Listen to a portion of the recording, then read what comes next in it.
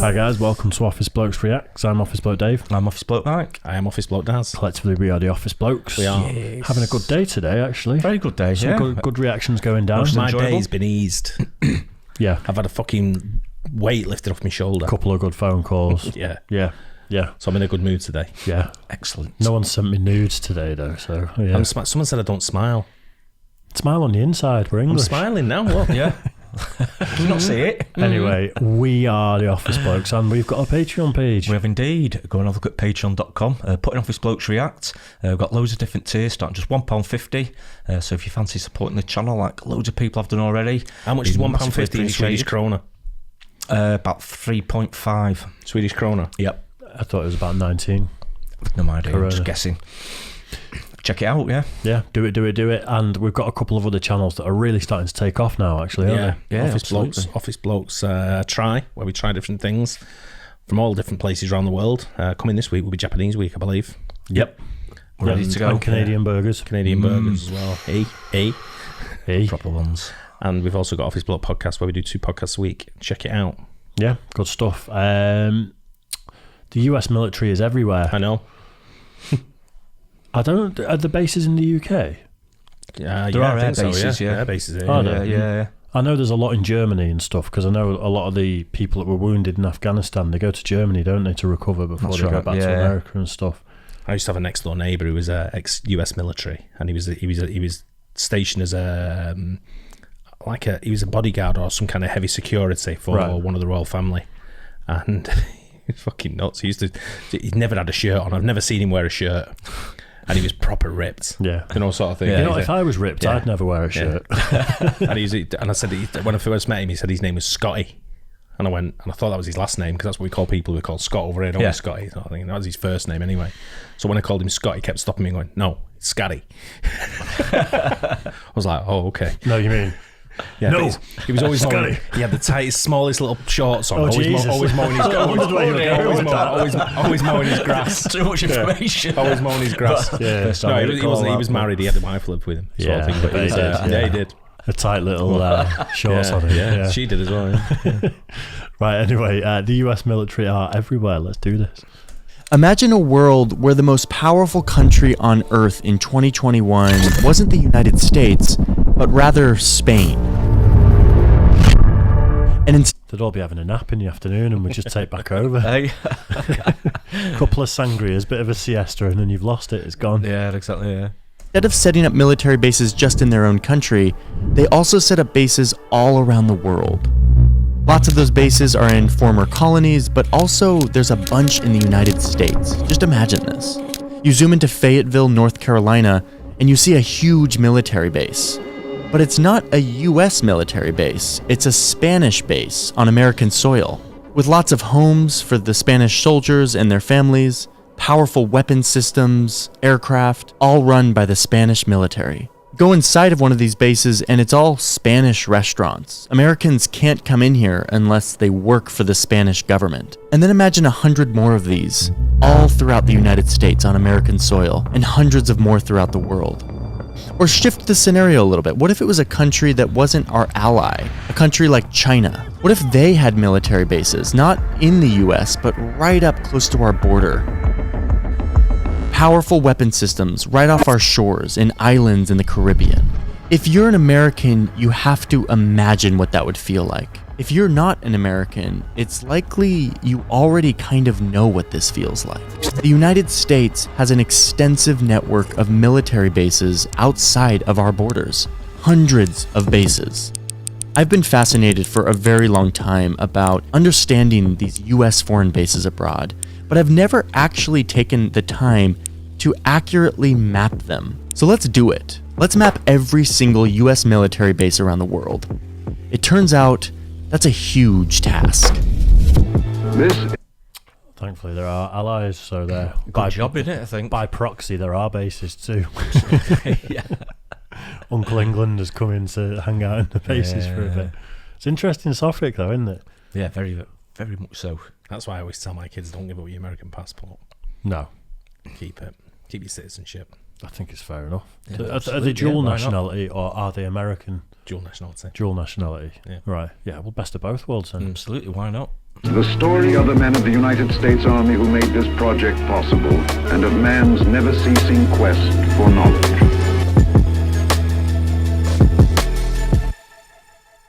This is a full armored division. To give you an idea of size, each of those small dark squares includes more than 1,000 men. The United States military is bigger than any of us can really fathom. It's so big that even the US military doesn't know how big the US military is. Back in 2018, 1,200 independent accountants and analysts came in to try to audit the US Department of Defense. To basically try to get like a paper trail of how big this thing is, how much money it spends, etc. And the Department of Defense didn't pass the audit. Like they literally did not have the documents or the knowledge to really piece together a full scope of what this organization is, how big it is, how much money it spends. So we don't know. Nobody knows how. You don't think that's partly because there's quite a lot of covert stuff going on? You would guess so, wouldn't you, really? How do you account for that 20 million over there? I don't know. I mean, can you imagine? I don't think that's the answer. Fucking auditors want though. You've been audited. What on my watch that? It's a need to know. One of the ins outs of a duck's ass. But that's there's going to be a lot of that sort of stuff in there, isn't there? Yeah. You know, there's bases that they don't acknowledge exist. Could you imagine the amount of managing it takes, though, doing something like the US military all around the world, hundreds of bases? I mean, it'd be just mind-blowing, wouldn't it? Yeah. Keeping a track of absolutely everything. And we announced yesterday. I don't think that's one person just doing that. I know, yeah. Oh, no, You know absolutely. what I mean? I'm fucking busy today, leave me alone. Wasn't that what Donald did for a living? Wasn't that his job? The head of the military? It's the Well, they called the commander-in-chief. Yeah, that's the one. That's the president of the USA. Yeah. And yeah, we announced yesterday we're cutting our military. 10,000 troops. Yeah. Why not? It's not like you're going to need them ever, is it? It's a different defend you. America war out there these days, America, aren't we? Oh, is that what it is? Yeah. Save our money. That's what Brexit was Let them about. do it. Can we borrow 10,000 of your soldiers so we don't have to buy ours? What happens if someone comes knocking on the door? I don't know. Let's say Russia comes knocking on the door. We just go, USA? he's picking on me. Gonna get our kid onto you. Yeah, so we're like the big brother that never grew, and they're the little brother that's been on steads for years. Just like that. My brother will knock you out. Exactly what it is.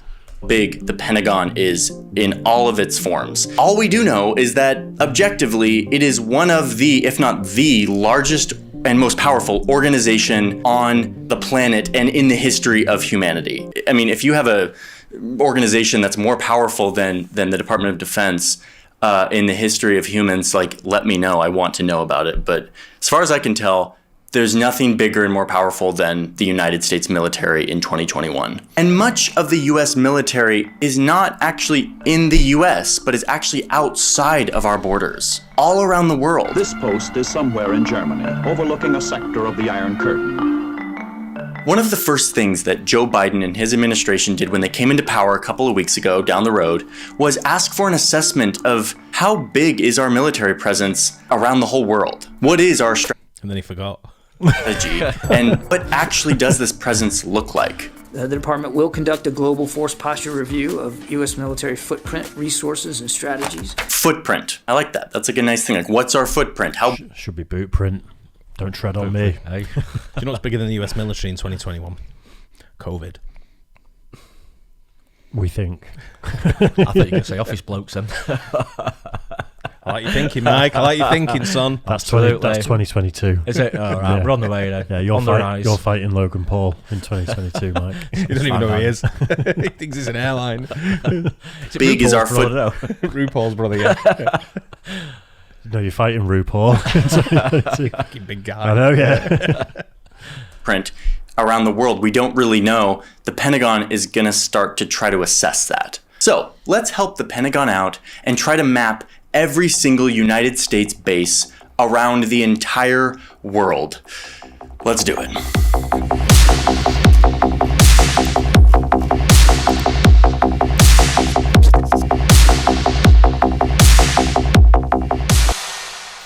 It wasn't too long ago when I used to think that having military bases in other countries was totally normal. Like, doesn't every country have like military bases in other countries? Yeah. Anyway, this was sort of reinforced for me when I was in college. I did an internship at NATO, with the headquarters of NATO, which was in Brussels. To get this job, I had to get a secret security clearance from the US government in order to enter the military base, which was NATO. This was really cool because there was always like people coming through NATO that I got to meet, like my diplomacy hero Madeleine Albright, who used to be the Secretary of State, or this guy. It's a great honor representing my country abroad for the last 37 years. Good old Joe. Hey Joe, had no idea you'd be president someday.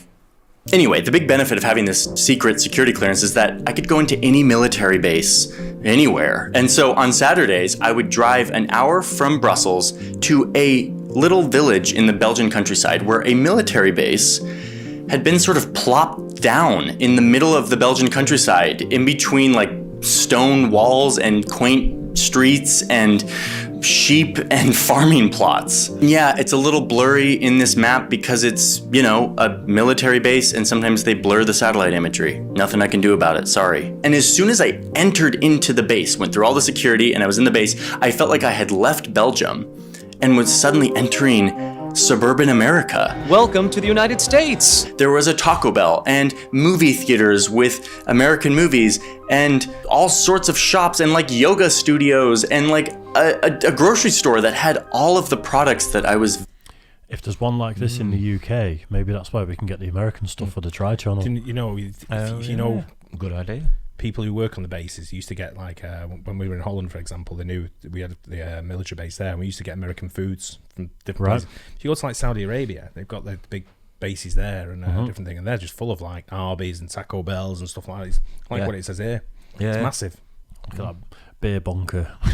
Beer bunker. Base, that's where I'd be. There's definitely one over here, like an Air Force base, like in Lakenheath. You know, because my lad Jamie's worked down there. Right. Not sure exactly where it is, but if we've got a supermarket, I'll find out. And we'll get some supplies. You'll definitely have it, 100%. Yeah. Nice. Very used to, all at the same prices I could get them in the United States, even though they had been flown across the Atlantic and brought to this place, which is a very expensive thing to do. It was a dream for me as a poor college kid living in Brussels and feeling a little bit homesick, to be honest. I hadn't really figured out culture shock at this point. So yeah, I kind of loved it. And I was, again, sort of like, doesn't everyone have military bases in other countries and they can sort of just go to their military base? And it was just, I was so naive.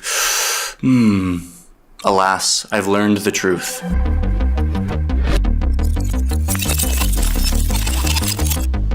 Luckily, I was able to talk to somebody who literally wrote the book on U.S. military bases abroad. Most U.S. bases abroad look like not so small U.S. towns. Over the years, David has been researching and compiling a database of all the U.S. bases around the world.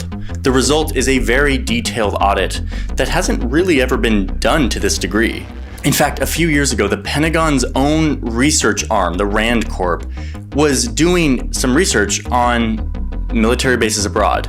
And instead of using the Pentagon's list of US military bases abroad, these guys used David's list. Wow. Like they used David, he's a professor, he's like an anthropologist, he's not like a part of DOD, and yet they're like, this list that he made is actually more authoritative than like the Pentagon's own list.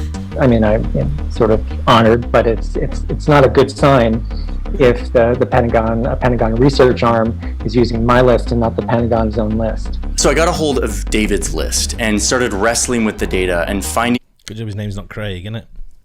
I know, yeah, would have found something else on there. Yeah. Didn't he, was it Craigslist or was it another one? There was one where they outlawed soliciting, and the owner of one of these websites, or the creator of it may have been Craigslist. I think it was Craigslist. Went to prison in America for a long time because he's basically involved in solicitation of adult services because they were all advertised on Craigslist. Was it Craigslist? I think so. Yeah. It's just like Gumtree. And then the guy's gone to prison because it's got naughty stuff on there. You know what Craigslist? Have you heard of Craigslist and Gumtree? No. A way to display it on a map so that I could get every single base to show somehow. After a few weeks of doing this, I finally have a map. And that map looks like this.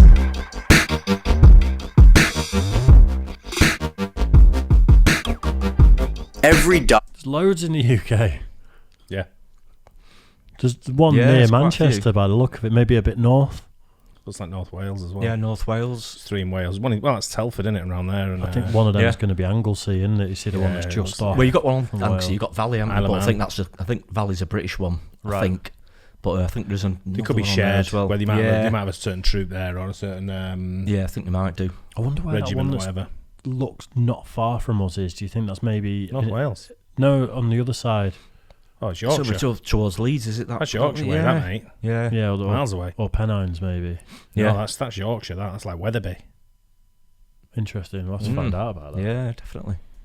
On this map is a U.S. military base or installation of some sort in a different country. Many of these dots are not placed exactly where the base is because many of these bases are clustered in areas, and if I tried to map them all in the exact spot where they really are, they would all just sort of stack on top of each other and you wouldn't really be able to see them. But these dots represent every single base outside of the United States, from huge complexes the size of Rhode Island to small airstrips, little facilities that only house American drones or radar or supplies. This is all of them, and at least all that we know of.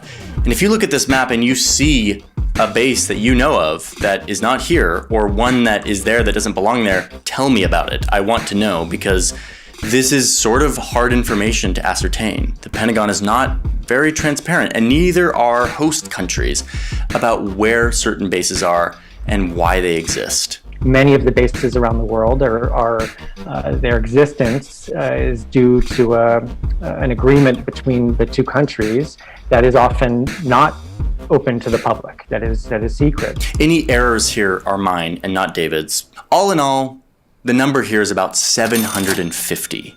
750 U.S. military bases, big and small, outside of the United States. By outside of the United States, I'm including U.S. territories that are not equal to the United States, like Guam, Puerto Rico, etc. But in reality, we probably don't know the real number because that data just simply is not transparently available to us. There are a couple major clusters here. It's quite sensitive though, isn't it? Because to overrun one of these military bases using domestic people, like suddenly we fall out with America and we decide that base is going to be ours now. Yeah. Maybe there's a few hundred people manning it. That 750 bases could quite quickly become 200 bases, couldn't it? Yeah. Oh, yeah. I don't think it's consensual. A lot of them, yeah, of course. A lot of them won't be fortified, or like I say, a lot of them consensual. They want them there, especially like the ones in Europe, and they want the presence there, don't they, for security reasons? Yeah, but I think they run almost like an embassy sort of style place. Yeah, where it'd be American personnel running it. Yeah. No, I know that. Yeah, but I'm just saying it's going to be like a skeleton staff in a lot of them, isn't it, sort of thing? Well, you see the ones there run by the drone. I was watching a program a few weeks ago where they said this drone's flying over Syria, I think it was, and they said it's controlled by these two guys' names, and they were both sat in Washington. Yeah, I think they're like Xbox controllers. It was. Yeah. Incredible. I prefer the PlayStation controls, to be fair. Fair enough. Most bases exist. One major one is Germany, and the others are Japan and South Korea. These are basically holdovers from World War II and the subsequent Korean War, when the US, who won the war, came in and occupied these countries in order to set up a new government, write a new constitution, and to help the post-war transfer to a new government. But what's most interesting to me aren't these clusters that came about because of World War II, but instead the far-flung, sort of unexpected or little-known places that the US military has a little footprint. Like all the dots in Africa, which have popped up in recent years as the US has expanded its presence there. These are usually small installations that hold maybe a few soldiers or mainly private citizens who are government contractors. And they mainly house things like drones or radar or weapon systems. You also have this cluster of dots deep in the Indian Ocean, which is the island of Diego Garcia, which I've talked about at length, about the US military's role in displacing hundreds of local people to set up a base there. Some of these dots are just airstrips, a runway in the middle of nowhere. And these runways usually belong to the host country, and the US just rents them for a period of time. Like this facility in the middle of the desert in Oman. Places like this exist to hold supplies in case a war breaks out. So the US maintains these stockpiles of war supplies all around the globe, so that they can strike at any point without having to ramp up a war economy at home. It takes away a lot of the friction from going to war. They've made it easier for the U.S. military to launch offensive wars. The wars in Iraq and Afghanistan were easier to launch because the U.S. has maintained a huge infrastructure of bases. Some of these dots don't represent a place where U.S. soldiers are actually stationed, but instead it represents where money from the Pentagon has gone to influence or build up infrastructure. For example, in Iceland, the U.S. is spending a lot of money, tens of millions of dollars, to upgrade this airport, the airport that we all go through when we're going to Iceland, but doing it for military purposes so that the US can use it, can land there if needed. So next time you land in Iceland on your way to the Blue Lagoon, just know that you're passing by one of these little dots. I landed at a military airbase once, flying to Canada, and it was Goose Bay, which is kind of, I don't know if it's actually Canada or if it's Greenland or whatever it is, but it's just basically we went up and then it's just icebergs and snow absolutely everywhere for miles. If it was Greenland, it'd be Denmark. Greenland belongs to Denmark. Oh, does it? Yeah. Well, whatever bit of land, it sticks out from northern Canada, but I don't know if it kind of goes over. Baffin Island sort of area, and I think so. Yeah. Like that. But it was literally just the plane didn't have enough fuel to get us to where we needed to go. So it was common back in like the late 90s and 80s to stop off in places like I think it was like Bangor, Maine was one of them, and somewhere in Newfoundland was another one. There was quite a few places where in Canada the USA routes used to stop to refuel in like North America. Well, this was, I think it was a Canadian military base, to be fair, because we stopped on the runway and it's like a David Attenborough documentary. You know, you think you're going to see polar bears and stuff. It's just white everywhere. And then this Mountie got on, a female Mountie that was one of the biggest people I've ever seen in my life, and just stood at the door. All the doors opened and it was like -10 or something. Yeah. Everyone sat there shivering on the plane. No one saying anything. No one saying anything. But she was an absolute giant, had a gun, you know, everything. And just got on and just stood at the door, obviously making sure no one's getting off. Was it Gander? Was it called the place? It was called Goose Bay. Was the place called Gander though? I'm not sure. Gander was a big stop-off point for refueling. Right. Back in the 80s, 90s and all that kind of stuff. Yeah. I don't know, we used to charter aircraft and we used to send it that way, but Gander was a big refueling stop. And I'm not sure where it falls in Canada, but I'm pretty sure Gander was a big refueling. Is that more for cargo then, or passenger as well? I bet it was Gander where you landed. But I'll have a look when we finish this, give it a Google. But that was an experience. Yeah. You know, every door had an armed Mountie, making sure no one was getting on or off. Yeah. Over here in the Azores, these islands that are owned by Portugal, nearly 2,000 kilometers away from any landmass, there is a group of U.S. military installations mainly used for refueling and weapon storage. Head up here to Greenland and you'll see a little base way up high, the most northern base in the world where 140 Americans live. Kind of looks interesting. I'd love to go there someday. Way out here in the Pacific, you've got loads of remote military bases owned by the United States. They're mainly small airstrips, like this base on the southern tip of this huge atoll of the Marshall Islands. Wow. All right, listen, I'm not going to explain every single base. There are 750, maybe 800. There's a bunch of bases. I just wanted to give you a flavor of what some of these look like. They're diverse. They're all over the place. And they're fascinating to me. I have been compiling accounts of people who live next to US military bases. I have over 100 accounts from people from my call out on Instagram. I want more. I want to make an entire video about life next to a base. And that is why I'm calling upon all of you. I'm going to put a link in my description to like a survey. It's like a form of like what it's like to live next to a US military base. I have it right here. And I'm going to be checking it. You can fill out this form, and then I will get your response and I will read through your response and I will use that to construct an understanding of what life is like next to a US military base. I talked to David a bunch about this too. He's done a bunch of research, done a bunch of interviews, and I want to keep talking about this. So if you don't live next to a military base, I want to hear from you, like, what are your thoughts about this? Whether you're an American or not an American, like, does this seem right? Does this seem like the right choice, the right thing for our taxpayer money to be going towards? I'm still making up my mind on a lot of this stuff, and I want to start a discussion. My goal in this video was to just map it, was to just look at it, be able to see it on a map. And I've finally done that. By the way, there will be a high-res version of this map on my Patreon for patrons who sign up for the map background tier. That will be there. So I will be in the comments more than normal for this video, and I want to. I think everyone needs to go over to this guy's channel if they haven't already. Like and subscribe, definitely, because it's interesting. That's what a great video. Like, great really, video. really interesting. And do you know what I like about it? How much he's into it. Yeah, he's passionate about it, isn't he? Oh, yeah, massively. He can see and he that wants to make can't it you? better.